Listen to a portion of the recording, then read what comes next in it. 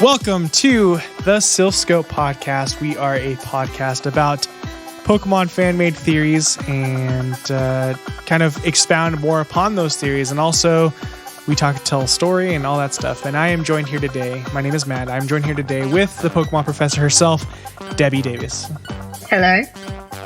Yes. Exciting to have another episode. Yes, another episode, another day, another episode, of course. And this episode, if you are a Pokemon master like myself, you would have, of course, known that it was the Pokemon Cresselia that was in the Who's That Pokemon segment. So give yourself an applause. You got that right. If you did not get that right, well, better luck next time. No, we can't say that. Don't say that to our fans. No, you don't. I'm awful at Who's That Pokemon. Guys, don't leave us a bad review for that mean comment. No, you're really cool, we promise. Yeah. And if you didn't get it, it's fine. Debbie is known. You were here to learn. Debbie is known. I just have high expectations. You have high expectations as Pokemon professor. Right now, you're officially known as the mean professor, the one that hates Pokemon. Yeah, I'll have to redeem myself. Yeah. But yes, this week we wanted to talk about Cresselia, but not just Cresselia. We are doing a double whammy. We are talking about the Lunar Duo as a whole, which is Cresselia and Darkrai. Yeah. Do we have a quick ball this week, Debbie? Yeah, our quick ball this week is that Lunar Duo is actually a fan-made term, and it has almost become official, like with a lot of the other fan-made terms. That's my quick ball today.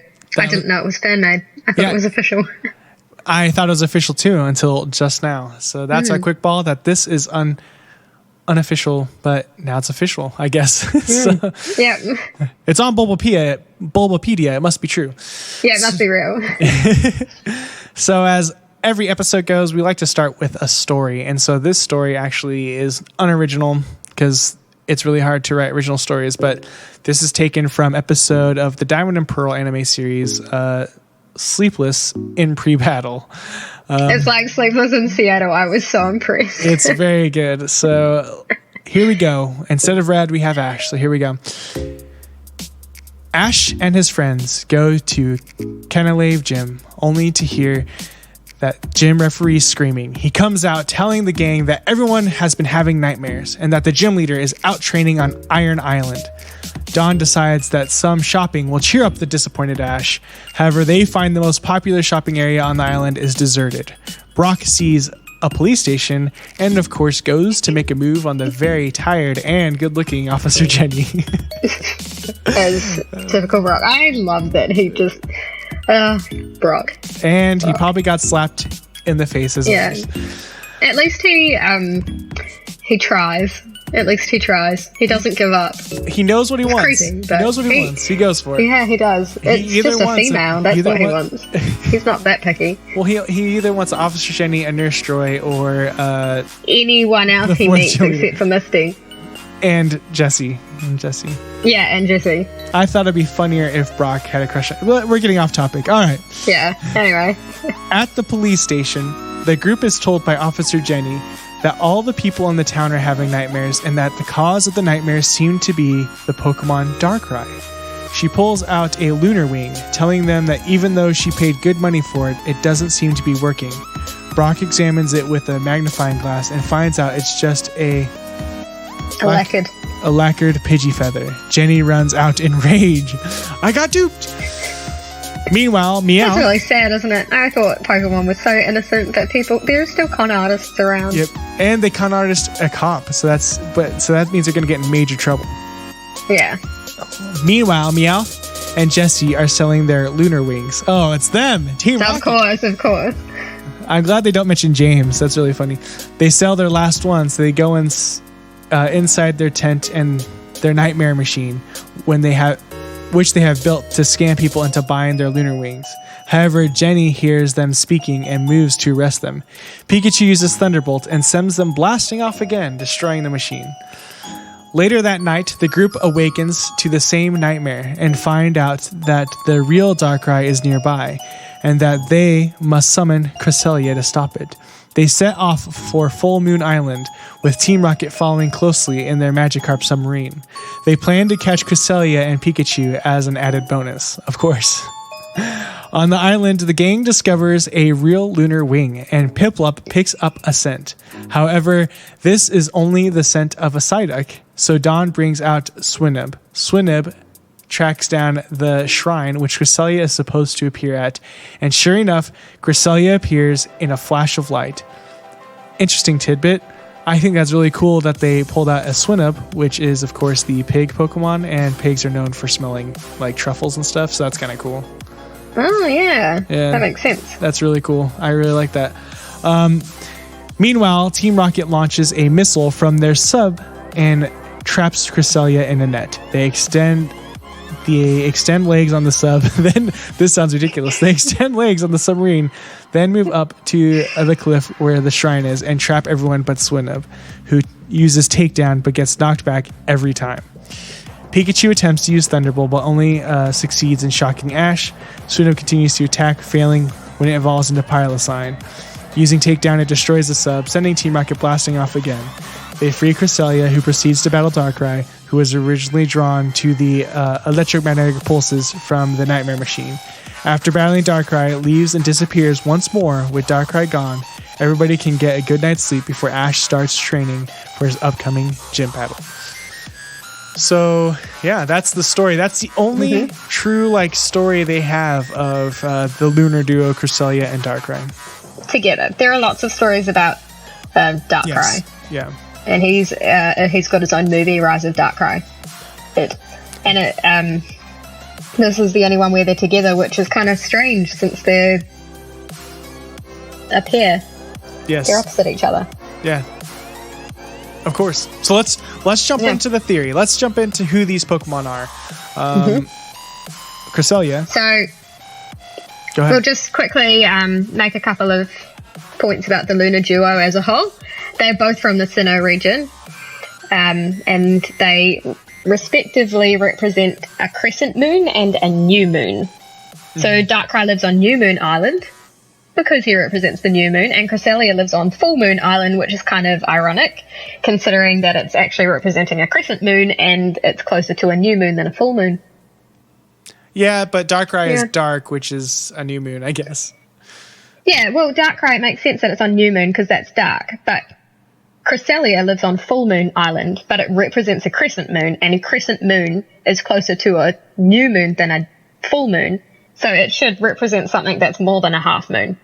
I guess, yeah. Yeah, I guess what you're saying. Then it would be ugly if it was like a big circle. That's true. So that's fine. Anyway, both are involved in dreaming. Cresselia causes pleasant dreams, and Darkrai causes nightmares. They are also known enemies. Yes. So that's all the information about them as a duo, and that's why they are considered the Lunar Duo, because of their association with the moon and because they are specific enemies. Well, and also, as you can tell in the anime story that we just read, is that the people seem to know when a Darkrai is close by that they need to summon Cresselia or get Cresselia there. So Cresselia is someone that helps the people. It's someone that's associated as like a hero type Pokemon, which is really awesome. I really like seeing that in the stories. Yeah. Something that's interesting about Cresselia is they did mention that they needed a certain wing to summon Cresselia called the was it the Lunar Wing? The green wing? The Lunar Wing, yeah. Yeah. And the Lunar Wing is actually a greenish color, and Cresselia is kind of this weird, it's like a weird faint cream color and purple. Pink, purple, magenta type deal. Yeah. And so pretty. Yeah, it's really pretty. But where the heck did this wing come from? Why is that used to summon Cresselia? And so one of the theories that we literally found just moments before comes from a Reddit user named Alive Blue. So that means it's Gary on Reddit. So everyone just go send him hate. How dare you be mean to Ash Ketchum? I understand why he's mean to Ash. I'd be mean to Ash. You are on a roll as the meanest professor on the planet. Thanks. If you would have saw Ash, you'd be like, I'm not giving you a Pokemon, you late bum, and then we would never have the Pokemon anime. Yeah, 100%. Jeez. Sheesh. And Thanks. he always lets his Pokemon go. That's better than He let teaching his him catching. Charizard. No, he let his Charizard go just as his Charizard started to respect him. It's a love story. It's precious. No loves. Okay, the fact that he let his Butterfree go so his Butterfree could be with the Butterfree that it loved, that's beautiful. I respect that. But he was like, get out of here, you dumb Charizard. Not quite like that. But he shouldn't have let his Charizard go when his Charizard just started to respect him. Hey, you know, how come, you know, next season he's probably going to let Pikachu go because they just respect each other too much. I think that would cause huge waves within the community. Ash with no Pikachu. Can it happen? Is it possible? I don't know. That'd be the saddest episode I've ever seen.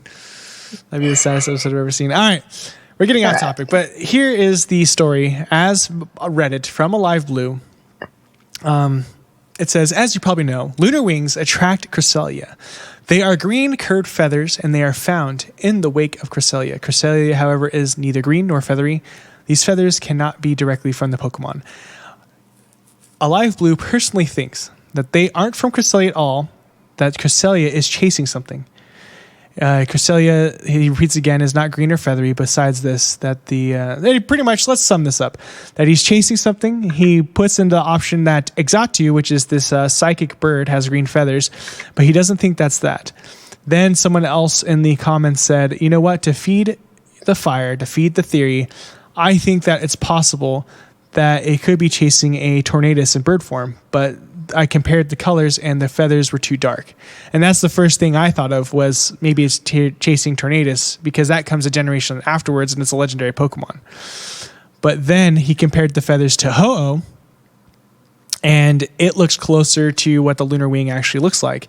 The tips of Ho-Oh wings are green, and to add to that, Ho-Oh represents the sun, and Cresselia feeds off the sun because of the moon Pokemon, and they have that reflection. So that's kind of a theory, is that the reason it gets summoned every time they have a lunar wing is because it feels like it's getting close to Ho-Oh, which is kind of like its person to feed it, or maybe they have some sort of form of communication or meetings together, like we need to help these people out. And so also, Ho-Oh is the guardian of the skies, and obviously the moon is in the sky. Well, it's in the space, but you know what I mean. And also, Ho-Oh is a phoenix, and that's like rebirth, right? And so if Cresselia lives on Full Moon Island, but it's only a crescent moon, maybe it wants to grow into a full moon and rebirth itself like a phoenix, like the moon rebirths itself every month. I'm getting philosophical here. That's really good. Did you just realize that? Is that what just? I just thought of that now. That's really good. And I have another theory later, but it relates to other things we're going to talk about. And I've just realized that I can bring Ho-Oh into this as well. Awesome. So, this is why we have this podcast. So excited about this. So that's kind of the story of Cresselia, is that it really is the protector, and that's kind of the theory behind of why the people summon it, or why Cresselia would show up to be summoned. And I find that really interesting, that theory. I think that's a legit theory in my opinion. I really like it, and I like that it links multiple generations, more than one generation. Yeah, that's cool, I think. And it does. I don't know. Then is it only called the Lunar Wing because Cresselia likes it? Then it's not called a Lunar Wing because of the source. It's called a Lunar Wing because of what uses it. Yeah, well, if it's called the Lunar Wing, I mean, I don't think the Pokemon get to name it. That's something that we do, and as we discussed, name it, yeah. As we discussed, so if they didn't know that it was being used the feather of a Ho-Oh, they're not going to call it a Ho-Oh feather. Yeah, they just know that every time they bring this feather to this shrine, that a Cresselia appears. Maybe they decided, they know the Cresselia as the lunar Pokemon. They decided to call it the Lunar Wing because it summons. That makes sense. So I like that. Yeah. All right. Well, speaking of Cresselia, and we haven't given too much information on Cresselia because most people already know what it is, but we can talk about it anyway. Let's do it because not all of our listeners know what a Cresselia is. Yeah, not everyone does. And if you don't, we're going to tell you about it. Cresselia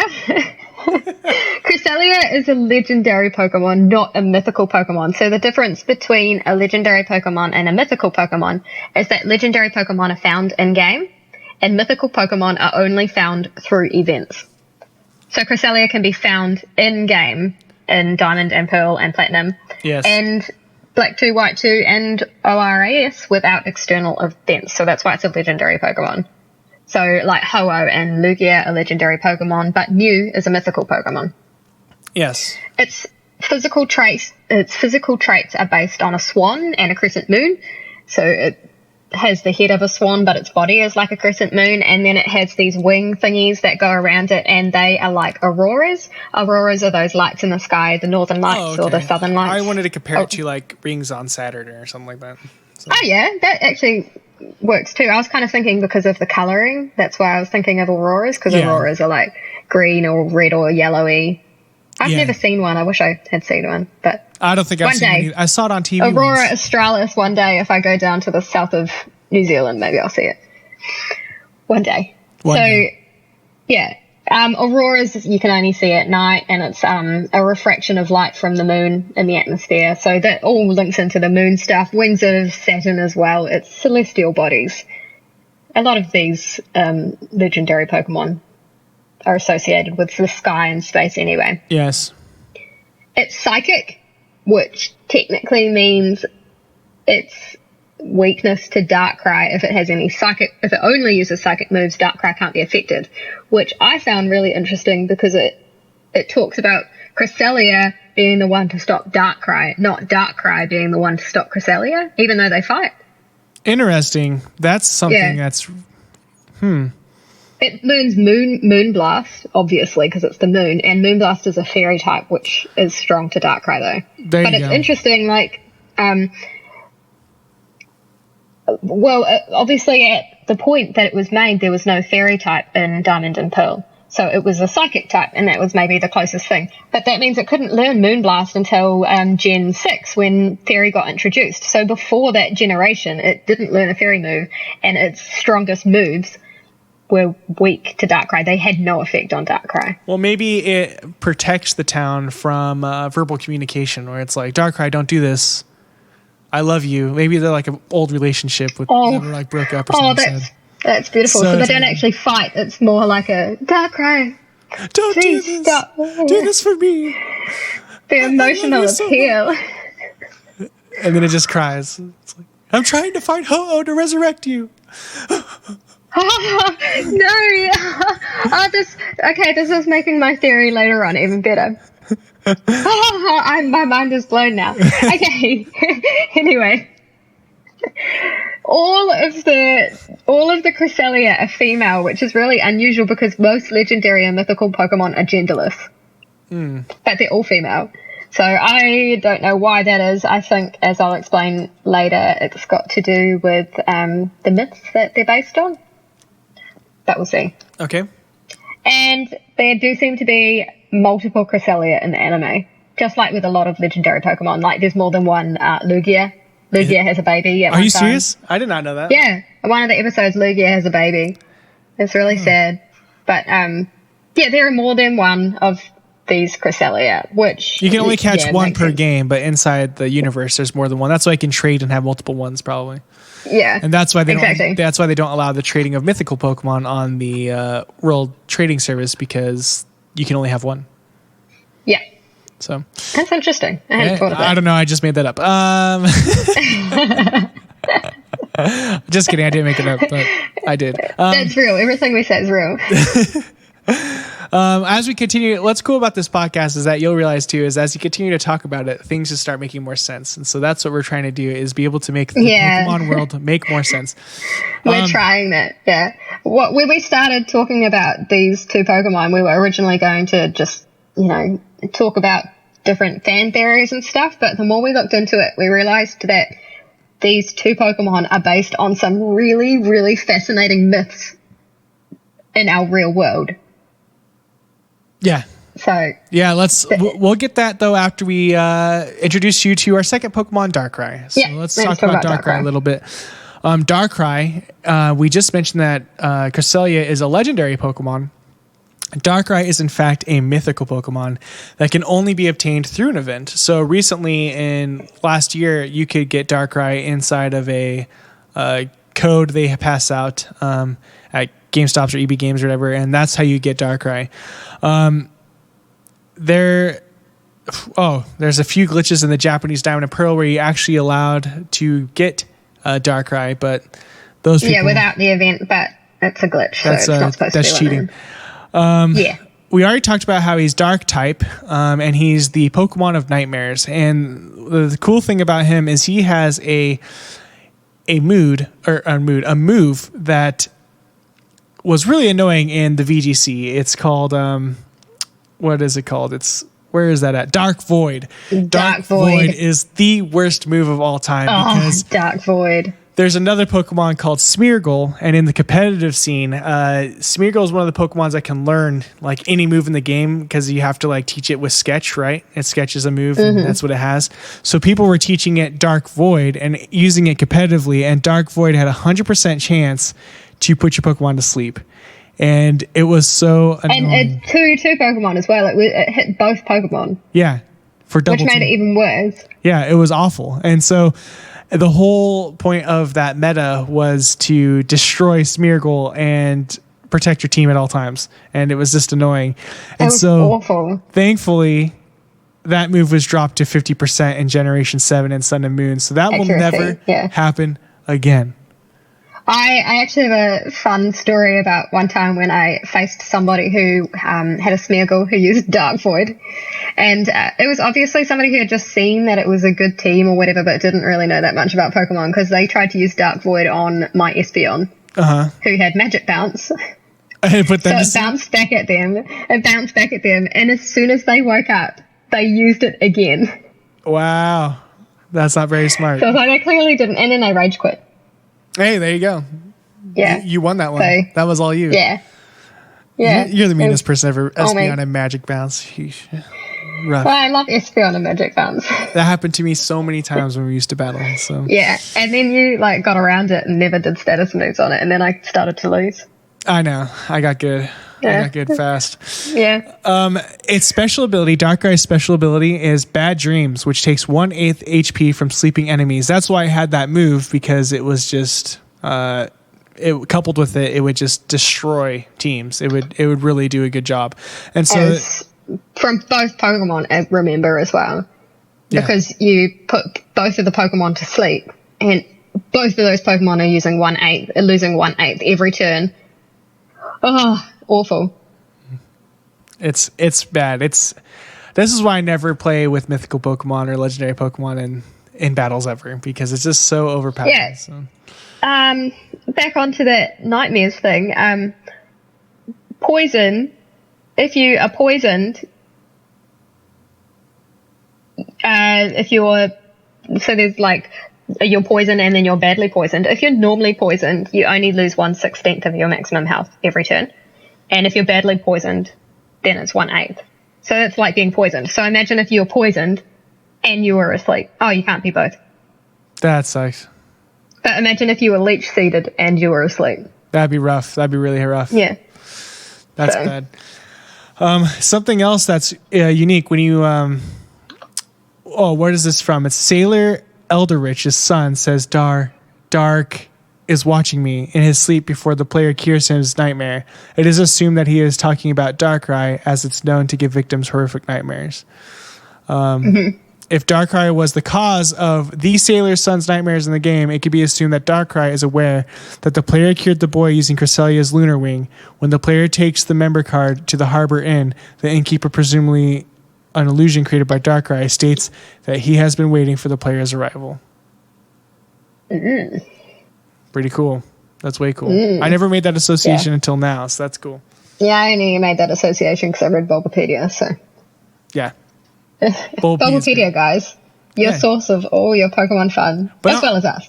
As well as us, but we expand on it a little bit more because it doesn't have everything. Yeah. So. It doesn't. It doesn't have a lot of the stuff that we put some extreme time into. Yeah, another thing, Darkrai is supposed to be a genderless Pokemon. It's a genderless Pokemon in the game, but in Pokemon Mystery Dungeon, it's always referred to as a he. So, I mean, maybe that's the opposite, because, Cresselia is always a female, Darkrai maybe is more like a male. Therefore, it's literally Cresselia's boyfriend that died. So, there we go. Oh, so And that is why she pines to him and tells him to please stop. Yep. It's all coming together. It's all coming together. And then as far as curing people's nightmares, a good woman always cure nightmares. I don't know. She's healing his heart. She is healing his heart. Yeah. She's making the bad dreams go away. This is a beautiful love story. Hey, this needs to be 2 days before Valentine's Day is when we're recording this one. So it'll be after Valentine's Day when you're hearing it. But you can think about this on Valentine's Day, even though you haven't heard this story yet. Yes. In retrospect, it's the month of February, the month of love. It's the love season. So yes, this is why we chose these two. Yes, because we figured this all out beforehand instead of right now while we're talking. Yep, it's official. So what is this legend? Is it time to go into the real myth about Darkrai and Cresselia? We just need to mention first that Darkrai in Mystery Dungeon seems to be evil. It wants to take over the world and make it into like one big nightmare world, which it can rule as king. But not all Darkrai are bad. In the movie Rise of Darkrai, Darkrai helps Ash and Dawn by holding up Palkia and Dialga, when they're trying to attempt to get the space-time tower to play the Orakion a disc to calm the two legendary Pokemon down, stop all the destruction. And it also saved another one of the characters called Alice twice. And its Pokedex entry in Platinum is to protect itself. It afflicts those around it with nightmares. However, it means no harm, so it's not necessarily doing it intentionally. It's doing it out of protection. So interesting. Might not always be bad. Some of them are, some of them aren't. But that could change the theory. It might not be a boyfriend. It could be a child, where it's like, hey, you're hurting people. He's like, I didn't know, mother. I'll stop. There you go. I was going to go with some of them, the evil ex-boyfriend. Oh, evil ex-boyfriend. The crazy ex-boyfriend, yeah. Or maybe he's not evil. Maybe Cresselia is the evil one and realized that she broke his heart and he's trying to just push everyone out of his life because he's so devastated.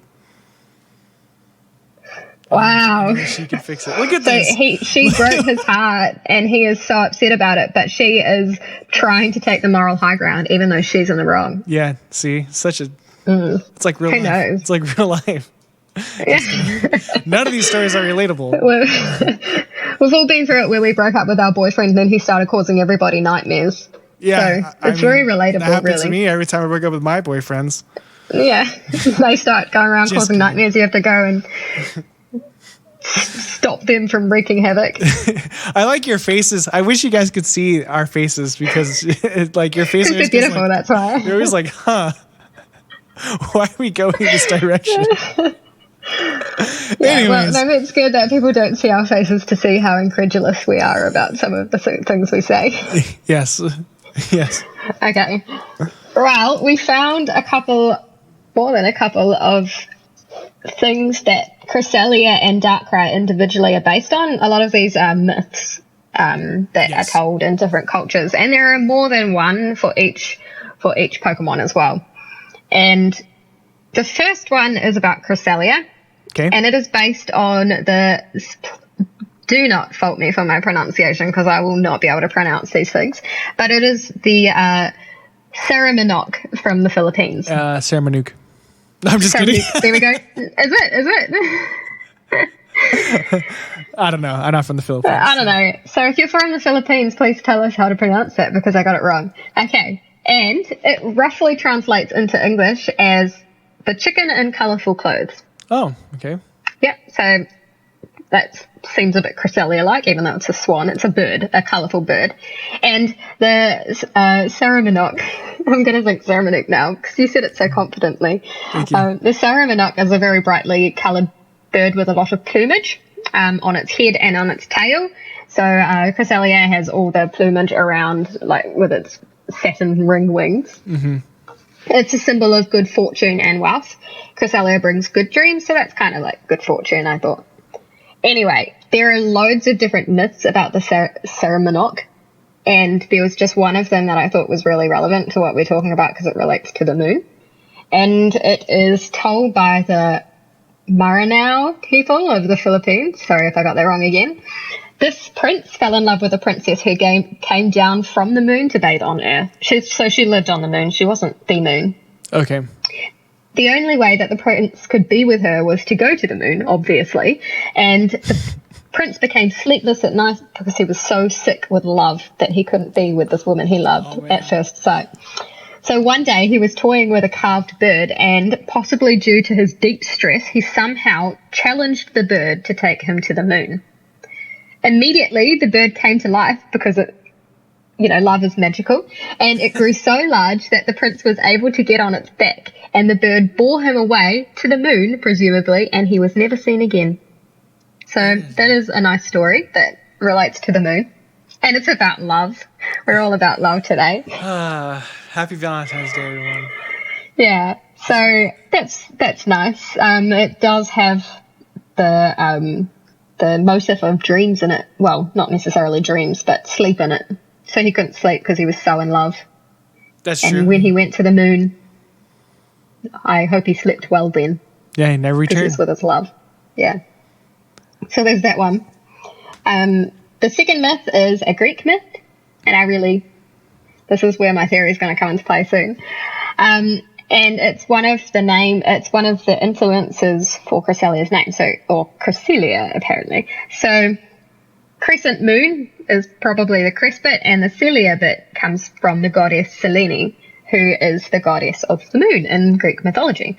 Again, there's lots and lots of different stories about parentage and, what she does and how she's represented and everything like that, because the Greek myths are very varied.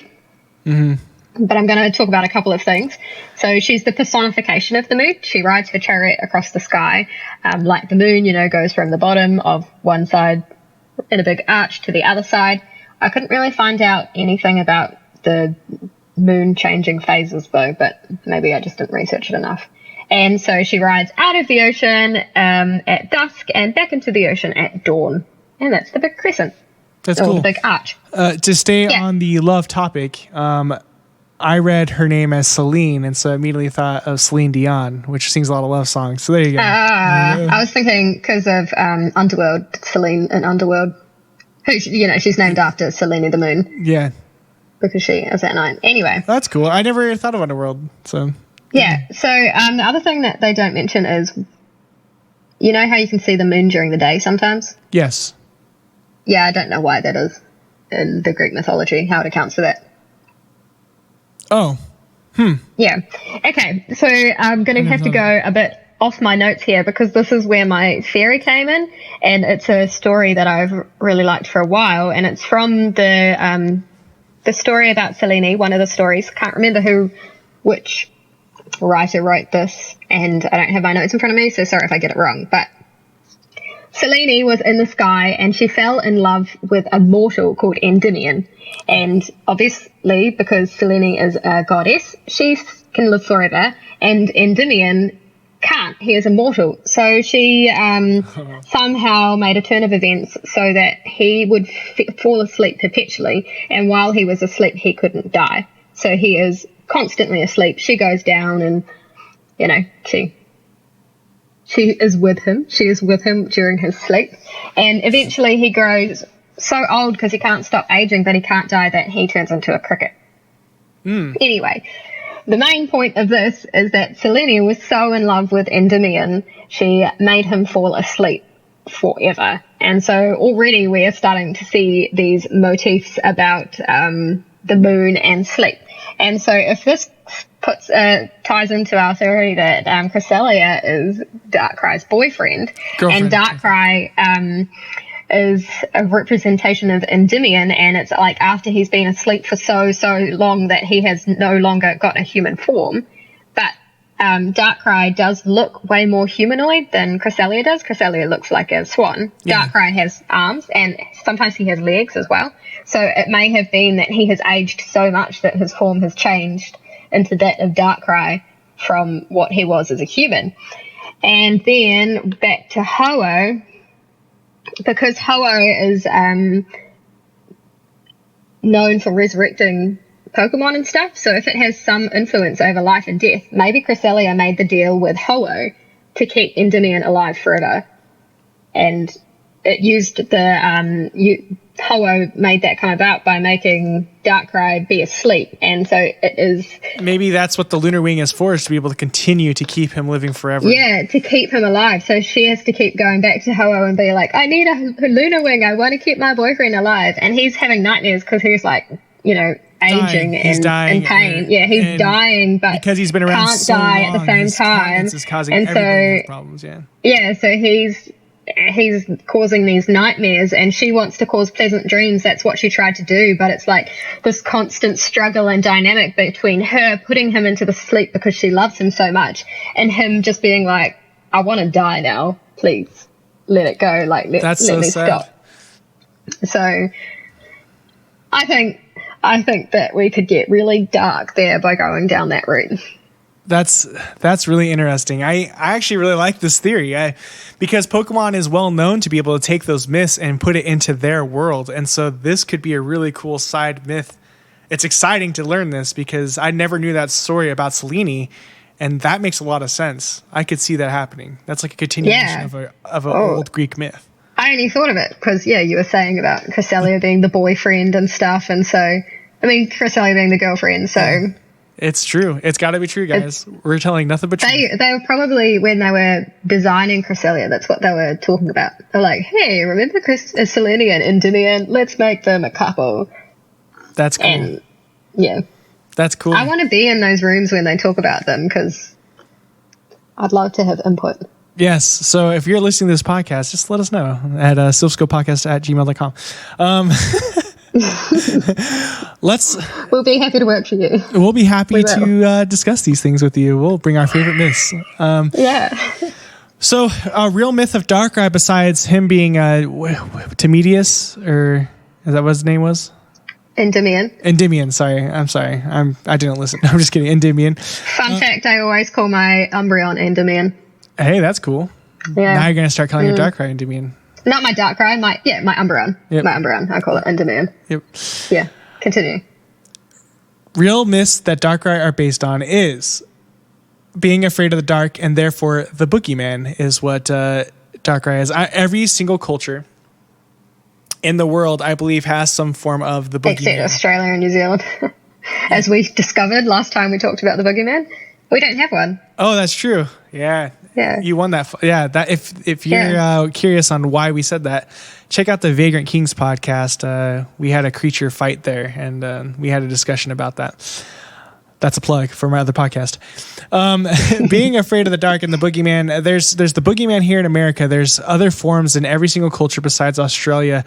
That there's this creature that comes out at night and embodies the nightmares. So much was influenced from the boogeyman. Freddy Krueger is a nightmare himself. And it's kind of just been an embodiment of terror. And so Darkrai is that terrifying Pokemon alongside another Pokemon, Giratina, I would say, is a terrifying Pokemon as well. Mm-hmm. Right? Well, the interesting thing about Darkrai, and this is the same with the boogeyman, in at least your culture, isn't it, is that it doesn't necessarily go around killing things and like causing destruction like Mewtwo goes and just causes destruction, and it is really bad when it does that. But Darkrai, it's just this perpetual fear. Oh yes, yep. That you have when you're asleep and not getting sleep and restlessness and waking up and feeling exhausted and tired and terrifying.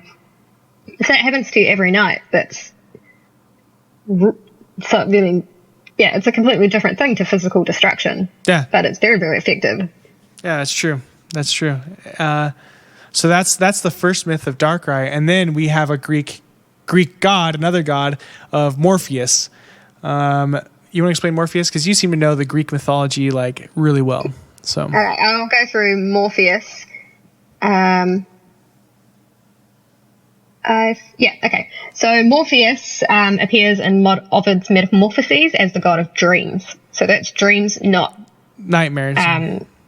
Not nightmares, just same realm. And he can transform himself into almost anything to bring messages to people in prophetic dreams. So sometimes he might be an animal, sometimes he might be a person, however what he wants to look. But because he brings prophetic dreams, they're not always good. So sometimes they can be nightmares. So I can't remember who it is. But one of them, he went to her and he basically said, your wife, he said to the wife, your husband's going to die. Mm-hmm. So obviously that was bad for her, but he's not like malicious. He just is sending messages. He's just sending messages from the gods. And the other one that it might be based on is that he has a sibling called Phobetor. It's probably based on both siblings because Phobetor is the personification of dreaming, and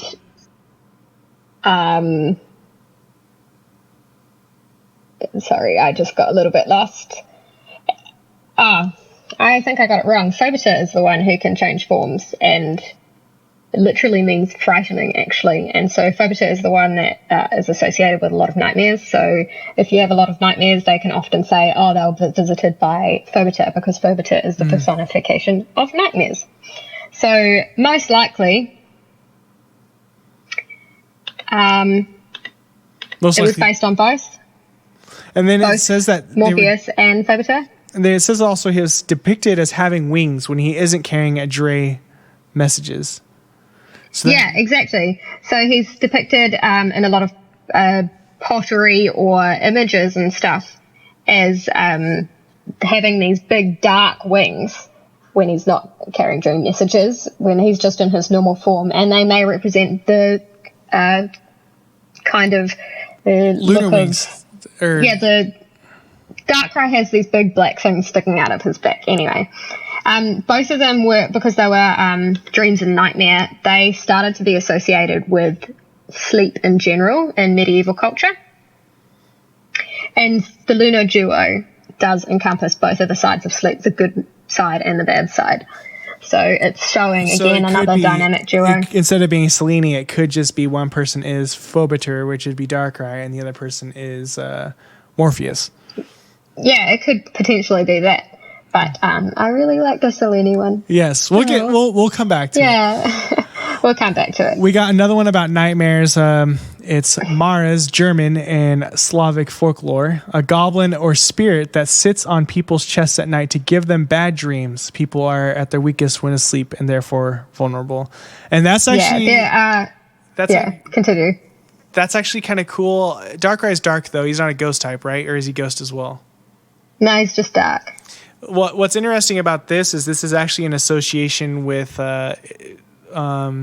it's called sleep paralysis, but also is association with a lot of myths involving the supernatural. So if there is a creature or a ghost or a demonic figure of some sort inside your house while you're sleeping, it can sit on your chest and make you stunned or paralyzed when you're asleep. Yeah. In Madagascarian culture, they believe that if that happens to you, that means that a witch is close by and is trying to get you. There's lots of different There's like the succubus and the incubus, which try and make you have relations with them at night, and you wake up exhausted. Happy Valentine's Day, everyone. Yeah, happy Valentine's. That's a great Valentine's plug there again. But yeah, it's there are so many different cultures which have these ideas of something sitting on you, and it is probably strongly associated with sleep paralysis. Have you ever had sleep paralysis? Me? No. Okay, Well, I've had it once. I've only ever had it once, and it was very, very terrifying for me. And when I tell the story, people don't think it's as terrifying. But basically, I was the bed that I had at that time in the room. There was the cupboards had mirrors on them, those full-length mirrors, and I was lying on my stomach and facing the mirrors. And so I woke up in the middle of the night, and I had the sleep paralysis. I could not move, and I heard something knock on my door. And at first, I thought it was my brother, but I couldn't say go away or come in or anything like that. And I saw the door open and close, and then it felt like about 5 minutes of nothingness. And then I was looking in the mirror, and I saw behind me this shadow rise up, and it was a shadow, right? And it had these glowing red eyes. And then I was so scared because I couldn't move or anything. And then I felt it lick my neck, and I was so terrified I cried myself awake. And then looked around the room because it was all dark and stuff to see whether the shadow was. And I had to go downstairs and sit next to my dad because I was so scared and terrified. Wow. So It's really awful. That sounds exactly like something Darkrai would do. So yeah, it would do that. And even like I didn't think of it at the time because I was too much of a pansy, had to go sit with my dad. But in retrospect, the shadow that I saw would, with the dark eyes and everything, it was a Darkrai. It was a Darkrai. It came to me in a dream. So it's a thing of nightmares. Real. It's real. It's a real thing. It's based off of real things. That's crazy. I had sleep paralysis, but I never had a weird explanation like that. It was more like I woke up and was like, how come I can't move? And I wasn't panicking. I was like, this is weird. This is weird. And I was like, huh. And I was like, I think my arm's asleep. And then I went back to sleep and woke up and I was fine. Like, so you weren't scared. I was terrified. I'm never terrified, and I think that's my problem is Darkrai just gave up on me. He's just like, this okay, yeah. But if it came in and it licked your neck and you saw it in the mirror, then you would be scared. Yeah, if I was like freaking out and it was like, I'm going to feed off this guy's fear. And yeah, but it's like, I don't care, this guy is fearless. For sure. I kind of, that story kind of freaked me out a little bit. I was kind of looking behind me, so. Yeah, no. It was worse as well because I saw it in the mirror, so it wasn't like the direct seeing, and I couldn't turn my head around to see it on the other side. Yeah, anyway. Someone make a fan movie and send it to us. That sounds great. It was really creepy. Okay, we have one other creature that may have a very small influence on Darkrai, and that is the Baku, which is a Japanese bear-like creature with an elephant's trunk, and it eats the dreams of children.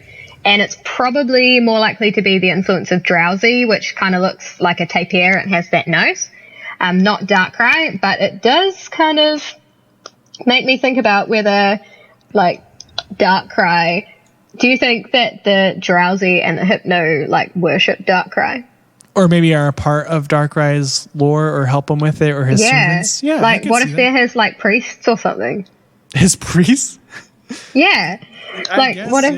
What if they're his priest and then they you know how sometimes the Pokedex entry, I think about one of the Hypnos, it said that it hypnotized a child and stole it away. What if it's stealing it away to like plug into a perpetual nightmare machine for Darkrai to feed on? That's true. Or for it to feed on because it's mastered its skill from Darkrai. Yeah, so it learnt its skills from Darkrai. It prayed to Darkrai and Darkrai gave it these skills. That's plausible. That's creepy. That's really strange. I never thought of that. Yeah. You never know. You're the morbid one this episode. It's changed. Because dreams can be scary. Yeah. So yeah, those are the myths that these two Pokemon seem to be influenced by anyway. And I thought it was really interesting how there were so many myths around the world that are associated with dreaming and nightmares because for so long it was just an unexplainable occurrence that was also very, very common. And, you know, people saw them as prophetic or they were, you know, if you had a nightmare, it meant that you had something going bad on in your life that was bad. There are still all sorts of people now who say that there are certain motifs in dreams that represent something in your life. So if you dream about gold and stuff, you might be about to run into good luck and things like that. So it's interesting to see how those very, very common motifs found their way into Pokemon. Yeah, Pokemon gained its influence and created this whole lore and myth from these Pokemon, especially in Generation 4 when these Pokemon appeared. It seems like every single legendary Pokemon had some sort of part for the creation of the world or some sort of part together involving time and all this. And so it's cool that how philosophical that the Pokemon games. These ones aren't like they're well overarching, destructive or creative, and they're not like the most powerful Pokemon ever. In some of the episodes, people own Darkrai. One guy owned Darkrai and he brought it to a competition and like fought Ash with his Darkrai. Mm-hmm. So it's more that it is a Pokemon that is associated with dreaming, but it's not like one of these all-powerful, it's going to wreak destruction on the earth kind of Pokemon. Yeah, for sure. And what's interesting is one more kind of myth or legend or theory is in Omega Ruby Alpha Sapphire, they kind of introduced us to these things called the Dimension World Portals, or the place where the Pokemon come out of. And we are able to capture like past Pokemon, so you could capture Cresselia. And that's just another like dream world, another alternate dimension where we kind of talked about this in the Pokedex about the parallel universes or another side area, and so it's dimension. It's another place. So they're all living in that. So maybe when you reach your hand into the black hole, you're reaching into a dream and pulling out a Cresselia. Another dimension, which then adds on to Pokemon Sun and Moon of the dimension wormholes, where that's where the Ultra Beasts are from, which could be part of the answer to the question of where Pokemon come from. So these theories are just so interlocking, and stories are able to lead us all the way back to like where these Pokemon came from and learn more about their story, and that's really unique. So guys, it's up to you what theory you like the most. Our personally one is the one that we invented of it's a love story, guys. Yeah, it's a beautiful, heartbreaking love story. Cresselia is just trying to resurrect Darkrai again so they could be together forever. Yeah, finally. Live together and stop causing nightmares and just fill the world with happiness and peace. And that's our favorite theory. That's our favorite theory. I think no one can disrupt that because it's set in my heart. It's true. It's powered by love. It's true. And she's just got to stop Darkrai from licking innocent people's faces. Oh, it's so terrifying. But Debbie, where can people find more of your scientific theories and research? Yeah, so if you want to know anything, if you want to know little bits of information about science, I have a blog where I talk about science and use Pokemon to explain those concepts, and that is at WordPress, Dubious Caesar, DOOBIUSCAESAR. And hopefully I'll be making a Twitter soon, so I can tell you about that too. Yes, and for me, I am normal human being and have a Twitter. You can find me at Nuzlocke Maddie, NUZLOCKE Maddie. Also, if you want to get a hold of us on the show, I forgot to mention our past 3 episodes. Please email us at silphscopepodcast@gmail.com, and we tell us what you liked, what you didn't. We really have been enjoying your responses. We had a couple people write in saying how we forgot to mention the dead Raticate theory, Blue's dead Raticate theory with the Cuban episode. That's why Blue was at the Pokemon Tower when he got the Silphscope. So we are sorry. We might be able to cover that later on. Thank you, Zach. But this is why we need your information, because we will sometimes forget things. And you might have a better theory than us, and we'd love to be able to cover it and talk about it. Also, leave us a review on iTunes. It helps us out a lot. We have like 3 or 4 now, which is amazing. But this is like really good time for us to be able to get noticed by iTunes and for more people to find the show. Share us with your friends and force them to write reviews. Pull a Darkrai on them and give them nightmares until they do it. So, anyways, guys, thanks for listening. And before we close, who's this Pokemon?